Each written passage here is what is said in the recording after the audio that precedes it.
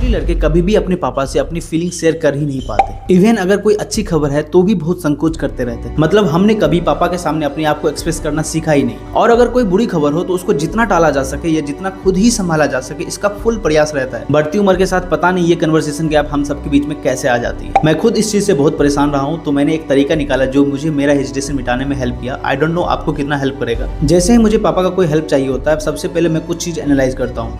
क्या ये जरूरी है? क्या ये फिजूल तो नहीं है? क्या पापा इसकी अहमियत समझते हैं? और अगर वो चीज़ जरूरी है, फिजूल भी नहीं है और पापा उसकी अहमियत समझते हैं, तो डायरेक्ट मैं फ़ोन लगाता हूँ और एक साथ में पापा को बोलता हूँ, पापा मुझे ये चीज़ चाहिए।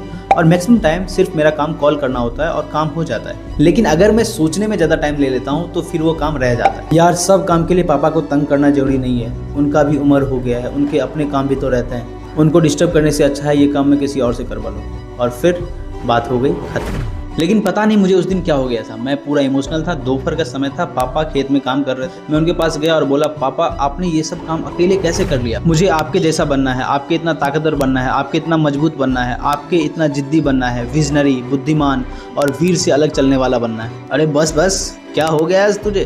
10वीं के बाद आपकी शादी हो गई थी और मेरी उम्र आते आते आपके पास एक बालक भी था। मेरे से कितना ज़्यादा रिस्पॉन्सिबल थे आप मेरे ही उम्र में। और मुझे मेरे लाइफ का कोई ठिकाना नहीं दिख रहा। एक एग्जाम का तैयारी भी किया था, पूरा मेहनत भी किया, फिर भी आज एक फेलियर बन के आपके सामने खड़ा हूँ।